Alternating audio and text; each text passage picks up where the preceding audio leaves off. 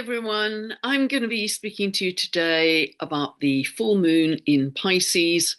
It's a lunar eclipse, a partial lunar eclipse, which is coming up on the 28th of August, 27th of August if you're West Coast America, 28th of August east of that. So, yes, this, although it's partial, I think it will pack a punch for different reasons, which we'll go into. But really do remember through this whole process, particularly this eclipse period, but remember this eclipse period is just a seeding period. So I like to get away from this idea that astrology is kind of flash in a pan, that something, the astrology lines up to exactitude on a certain day, and then either something happens or something doesn't. A lot is happening internally. This is a consciousness revolution. We are shifting our biology, we are shifting our state of being. So really do try and view it in that more extended way, because everything has to come from consciousness and energy first before it manifests. But yeah, this is quite an important one. It will be seen across a lot of the world during the nighttime. This partial lunar eclipse will be falling across Africa, Europe, Iceland, Scandinavia, parts of Greenland, Antarctica, the Americas, North and South, and the Eastern Pacific Ocean. So a lot of geographies, really. And a lunar eclipse is like a big full moon. So it's a point of release.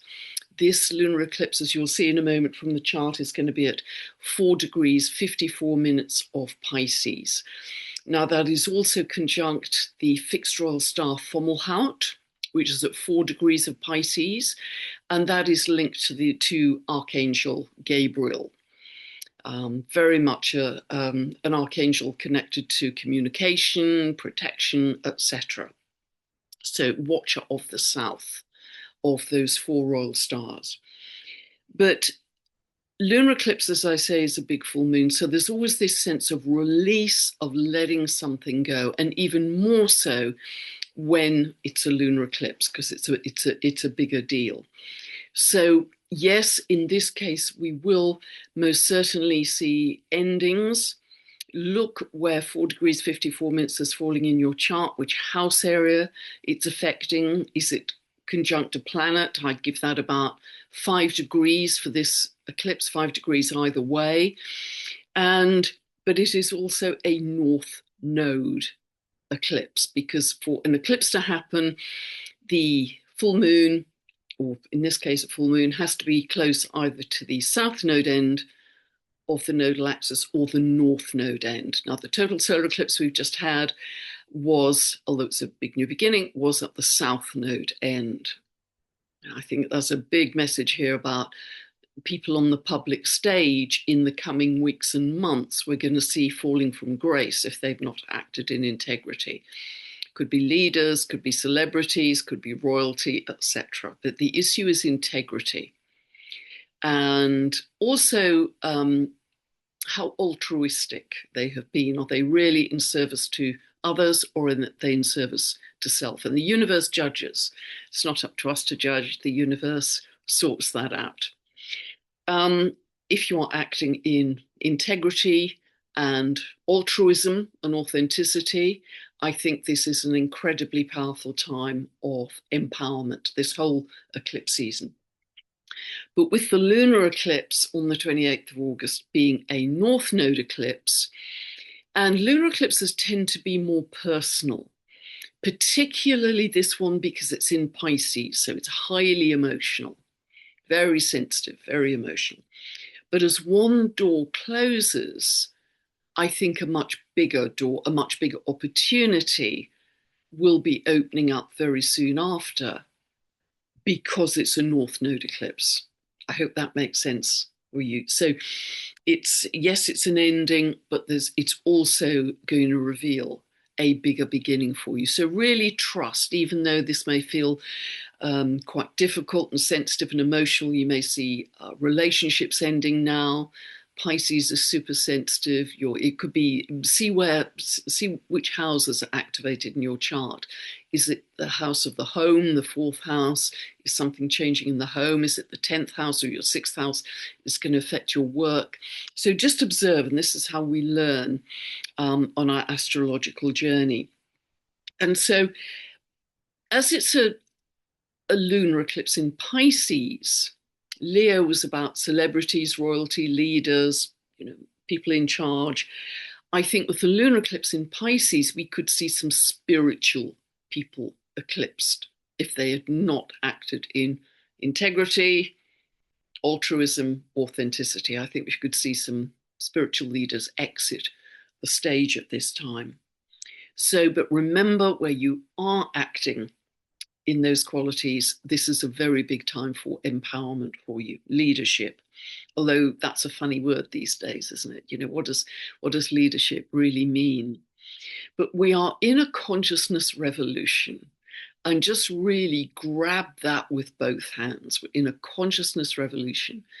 And this is a very particular, which I've banged my drum endlessly about over the last couple of years. It's an accelerated, concentrated period of evolution between 2025 and 2027. And yes, it'll go on forever, but I just think the astrology is marking out this very particular, these 3 years, and we're right in the crucible of change right now.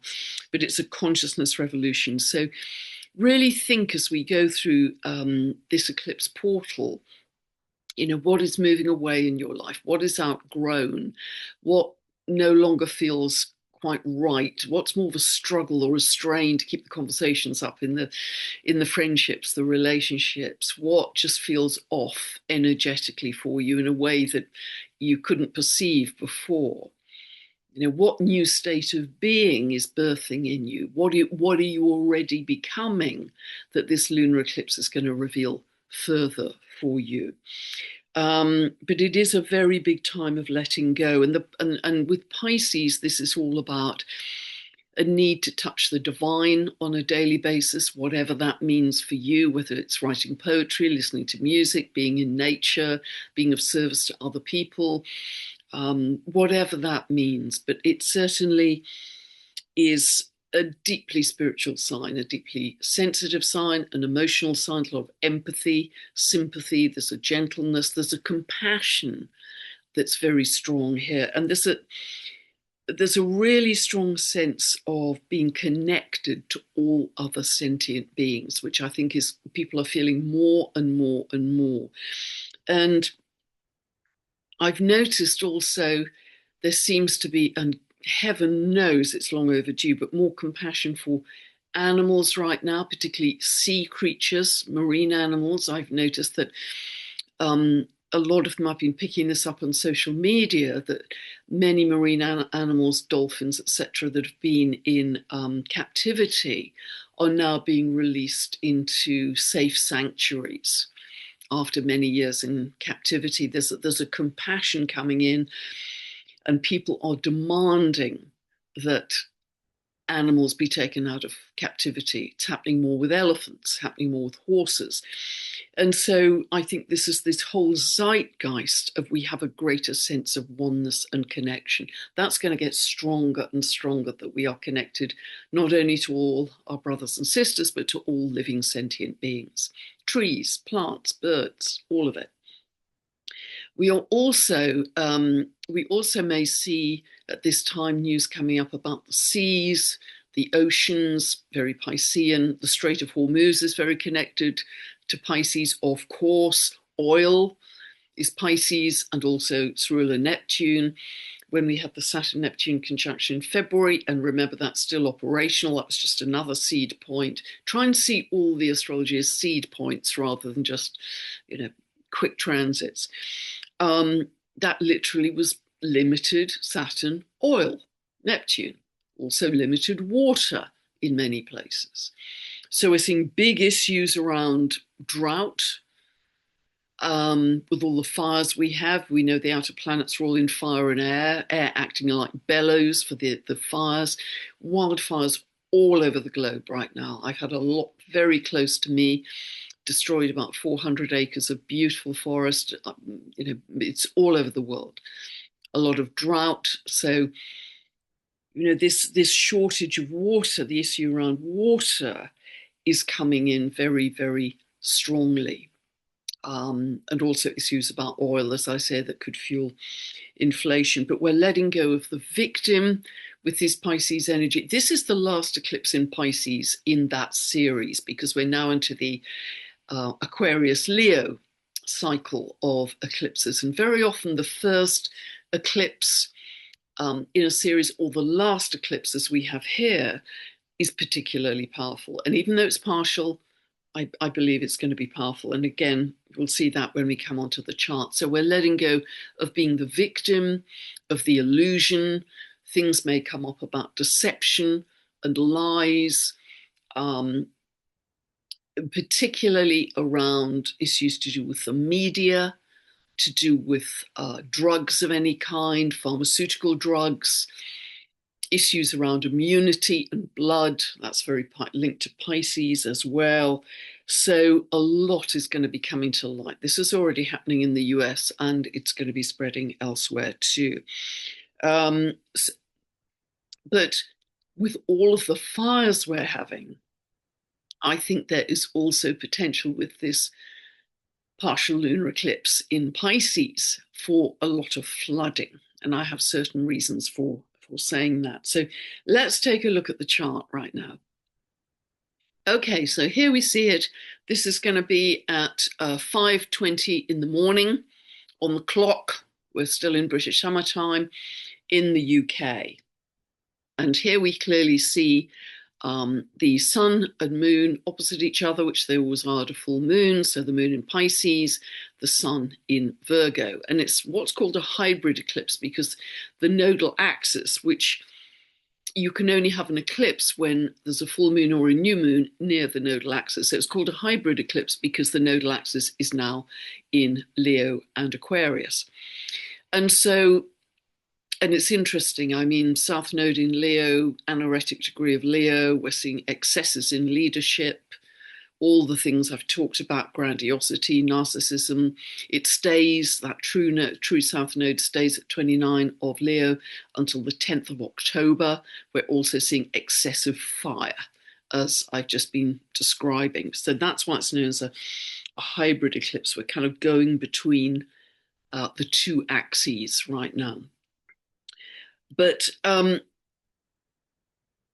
the interesting thing, there are many interesting things in this chart, but we can clearly see that the sun in Virgo and the moon in Pisces are very tightly square to Uranus, the planet of awakening and the disruptive planet as well. Now, another thing to say here, as well as the full moon being conjunct Fomalhaut, the link to Archangel Gabriel, the Watcher of the South. It is also conjunct a dwarf planet called Gong Gong at 5 degrees of Pisces. Now, Gong Gong is the Chinese god of flooding. It often is present tightly in charts where you see a lot of flooding, excessive water.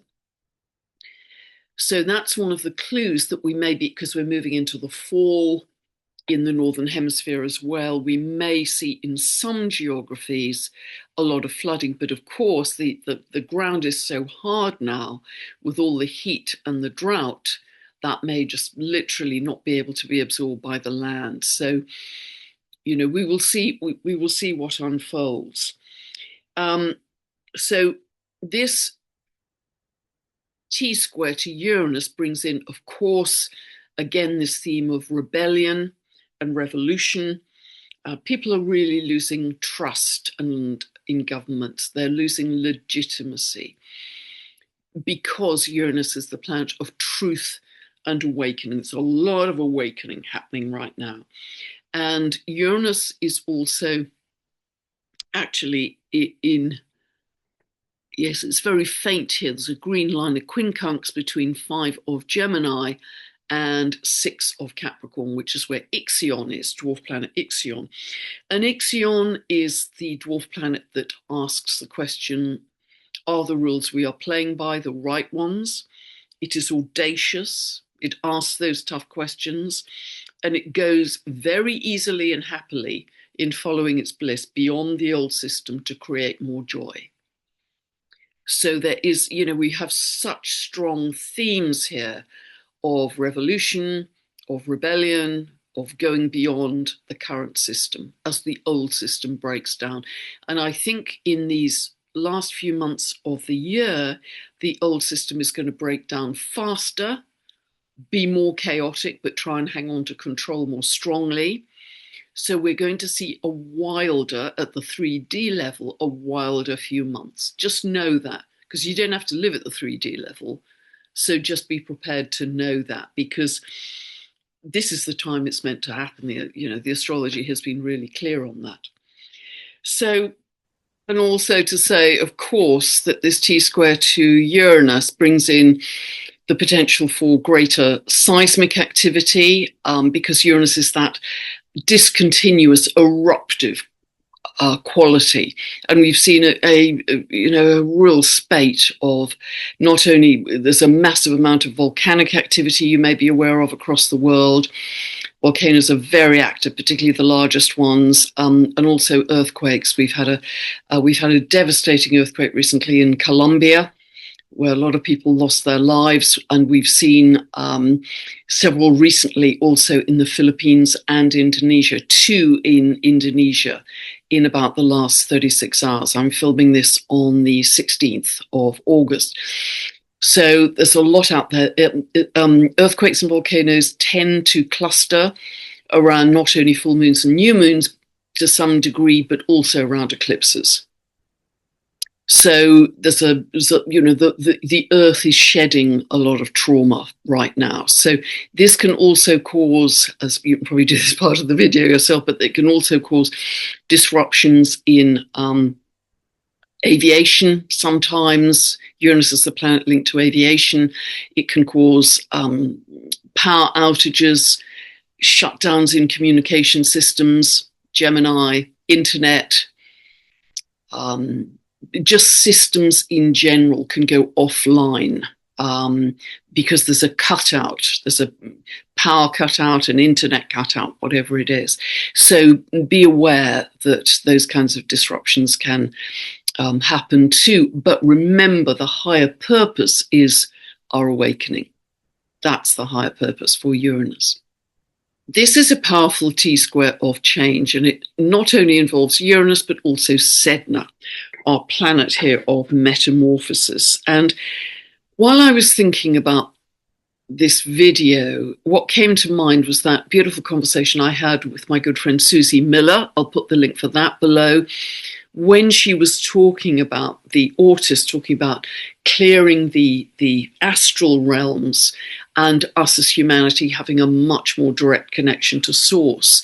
And I just suddenly got the image of as we light up, as we awaken and get to that higher state of consciousness, it's like popcorn. One by one, we're like popcorn popping into those higher levels of consciousness, to see from the mountaintop, to see from a higher perspective and a wider lens. This is about a wider perspective on your world, an expanded awareness. That's what evolution and ascension is all about. And we're blending more with our intuition and our feeling. The heart is running the show for sure. And Jupiter is in Leo, the sign linked to the heart. And it is actually in a quintile. It's a 72-degree aspect to Sedna. This is actually 70 degrees, but if you give a quintile a 2-degree orbit either way, it's in a quintile. Now, a quintile is a highly creative aspect. So it's very interesting that Sedna, the planet of metamorphosis in the sign Gemini, to do with the mind and the neural network, is operating very creatively with Jupiter expanding our facility and abilities with the heart in Leo. I mean, Jupiter is very, very happy in Leo. It is also conjunct Varuna, the dwarf planet Varuna, here very tightly. And Varuna is the god of cosmic order. And Alan Clay describes Varuna as representing mastery consciousness. It is how we claim our sovereignty through persistent and devoted and dedicated offerings to humanity. We step into our sovereignty by offering help to others. And what is really fascinating here as well is that Jupiter and Varuna are trying to Saturn and Salacia. This is structured water, and I also believe that this whole change for us is being purified by light. Water is leading our consciousness in that water is operating at a higher level itself, and we are ingesting the water and expelling the water, and it's the great unifier, the great connector, as Veda Austin calls it.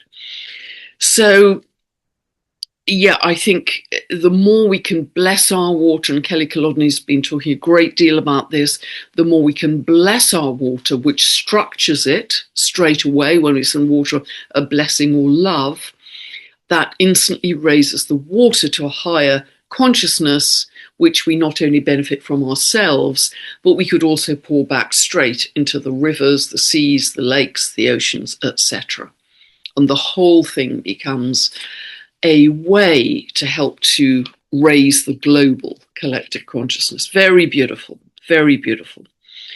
Another thing we have here is that we have a finger of God, finger of fate, between Pluto at 3 of Aquarius, sextile Neptune at 3 of Aries, and they are both in quincunx to the Sun at 4 degrees of Virgo. So it's a very tight finger of God, finger of fate. And so this is all about, the Sun in Virgo is all about, okay, we've had a lot of inspiration and ideas with a lot of Leo energy. Virgo is now getting practical day to day. How do we make this manifest?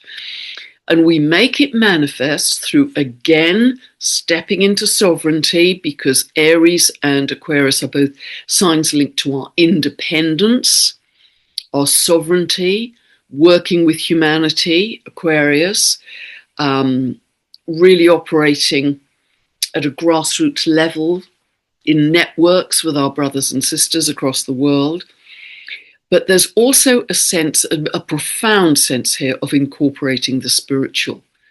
Both Neptune and Pluto are powerfully linked to the higher spiritual realms.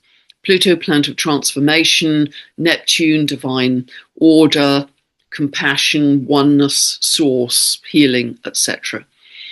I've got exactly this finger of fate in my own chart, actually, not in those signs. My sun's in Pisces, but I've got exactly that. So there's a sense of spiritual destiny with this, a spiritual destiny that, yes, this is going to come to pass, and we have to make it practical day to day. And also another sense, I think, from this T-square to Uranus with the lunar eclipse is that both Gemini is to do with your day-to-day comings and goings. It's your links with your friends, your neighbors, your siblings. It's your day-to-day interactions. And Virgo is also to do with your daily routine, more in terms of a work routine. But there's a strong sense here of innovation in how we live, not only innovation in our neural networks and lots of brilliant ideas about new technology and ways that we are changing our neural networks to blend with the heart, Jupiter in Leo, but there's also a sense of us experimenting more with how we live day to day. Now, that could be a very simple thing. You're changing your daily routine, Virgo, to do something that you are much more passionate about. Finger of fate, finger of God, inspired by spirituality in some way. So you're changing, it could be you're just changing the way you do, the order in which you do things, the pattern of your day, or you may be doing very different things. You may be doing things that are linked to the earth, Virgo. the Virgo is the sign of ancient wisdom. The ancient wisdom keepers who are very much in tune with the earth and linked to plant medicine, herb medicine, tapping into all the cures, the wisdom that the earth has to offer us. Or it may be a more radical shift in your day-to-day living. You're going to go off and live in a community. We're going to see a lot more of that. And I talked to that lovely lady, Cynthia Tina, a few months ago. You can find that video on my channel. So, I think this is very interesting in terms of the potential it has for many, many changes coming into our lives. Another aspect to point out is that we have a very tight trine here between Jupiter and Saturn.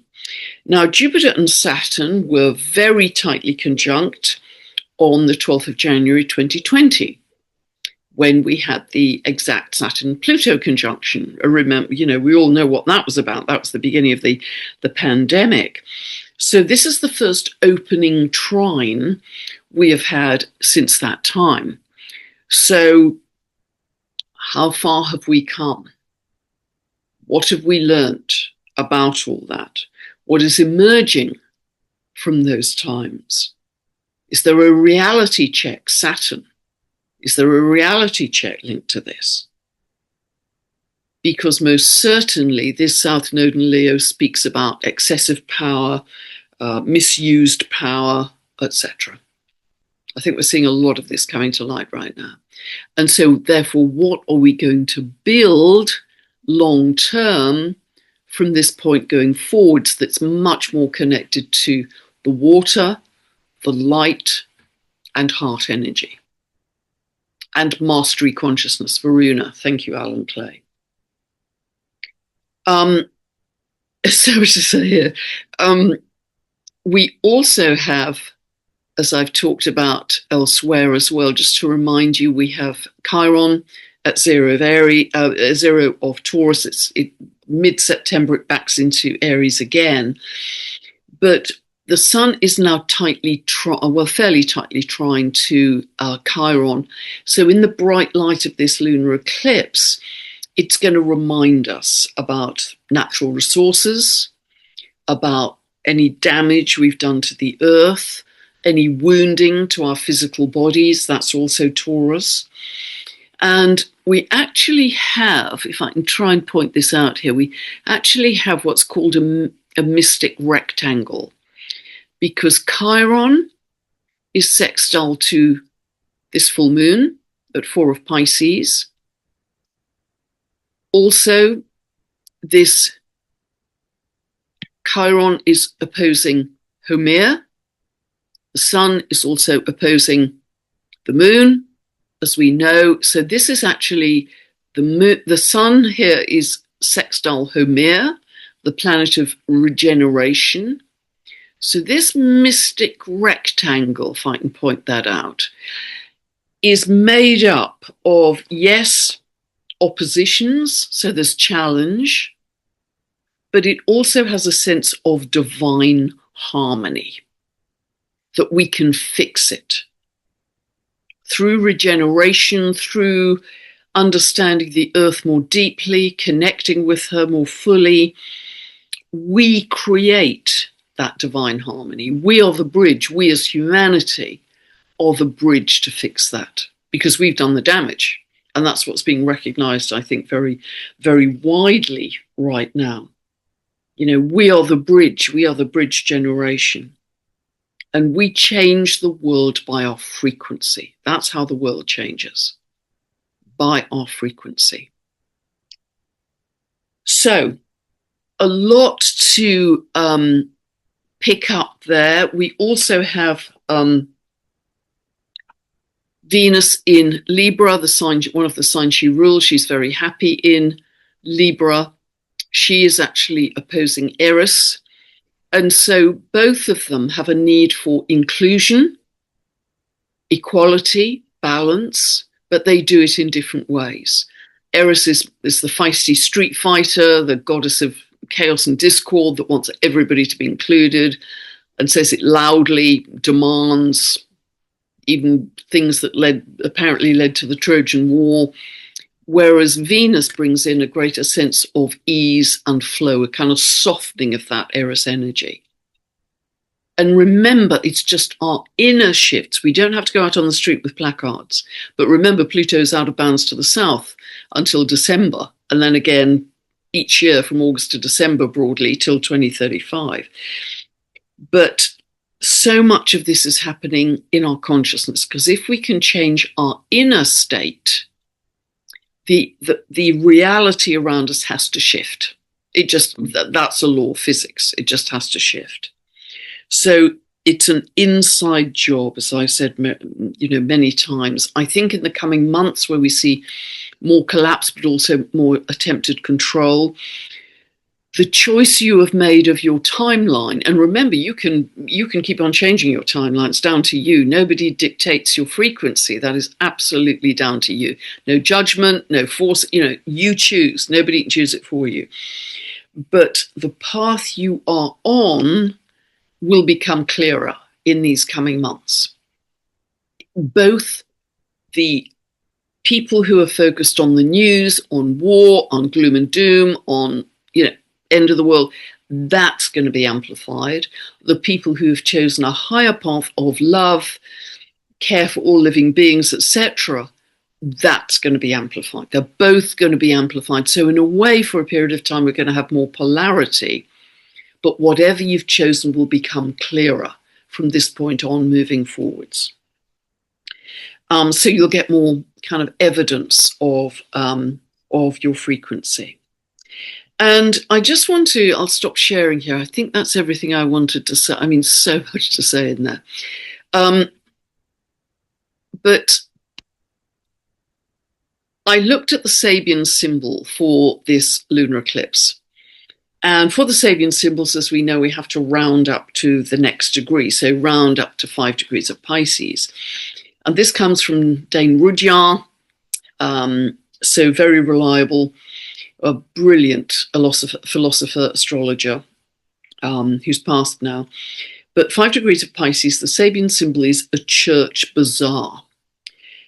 It is the value of giving spiritual and transcendent sanction to even the most commonplace interactions.